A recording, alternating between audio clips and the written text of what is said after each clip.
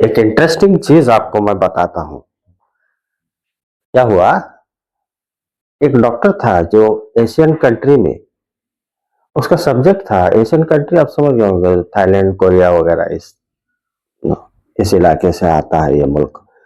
उसमें से कोई एक था, वो ज्यादा मुझे याद नहीं है, कुछ वाकये को कुछ साल हो गए। जितना याद है मुझे, मैं आपको बता देता हूँ, आपको बड़ा अच्छा लगेगा ये सुनकर। हुआ क्या, वहाँ एक डॉक्टर था, डर्मेटोलॉजिस्ट, स्किन का स्पेशलिस्ट था। उसके पढ़ने में कुरान की एक चीज आई, एक आयत आई, जिसमें अल्लाह अपने बंदे से कह रहा है कि हम जो है बंदे को आग में जब जलाएंगे, उसकी स्किन पूरी तरह से झुलस जाएगी, और जब झुलस जाएगी तब जो है हम उसे नई स्किन देंगे। अब नई स्किन देने के बाद में फिर जलाएंगे, और ऐसे कई रिपीट करेंगे साइकिल्स। अब उस डॉक्टर को मालूम था कि स्किन जलती है तो क्या तकलीफ होती है और किस हद तक होती है, और जब झुलस जाने के बाद में फिर नहीं, यानी जीरो से जो है वो 100% दर्द फिर से शुरू, ऐसे कई साल। उसने जब ये आयत सुनी तो जाहिर सी बात है, वो स्किन का बड़ा अच्छा जानकार था, उसे मालूम था कि कहाँ तक तकलीफ होती है। फिर उसने जो है तो इस आयत को गौर से पढ़ा, एनालाइज किया, स्टडी किया, और उसके बाद वो ईमान लेके आया और लोगों से कहा उसने कि इस टाइप की चीजें जो है, जैसा ये बयान इस किताब में है, ऐसी किताब कोई इंसानी दिमाग लिख नहीं सकता। ये किताब इस दुनिया की नहीं है, कहीं और से आई है। ऐसी बातें इंसान की बस की बात ही नहीं है।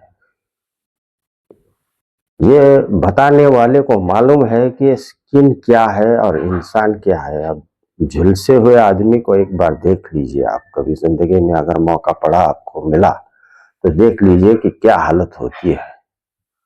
वो समझ गया, और समझने के बाद में ईमान लाया। कमाल की बात यह है कि आयत है अजाब की, और ये अजाब की आयत जो है एक इंसान को नजात देने के काम कर रही।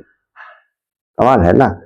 और हम जो है मुफ्त में पैदा हो गए मुसलमानों के घर में, और हमने जो है इस किताब को सिर्फ तिलावत की हद तक तिलावत की, इसे चूमा और ऊपर उठा के रख दिया।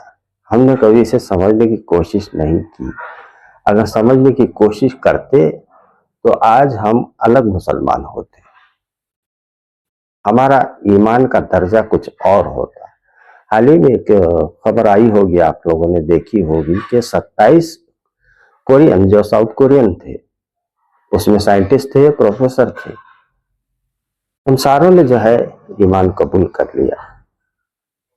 जिसे अच्छी तरह से स्टडी करना आता है ना, जब उसके हाथ में कुरान आती है तो वह समझ जाता है।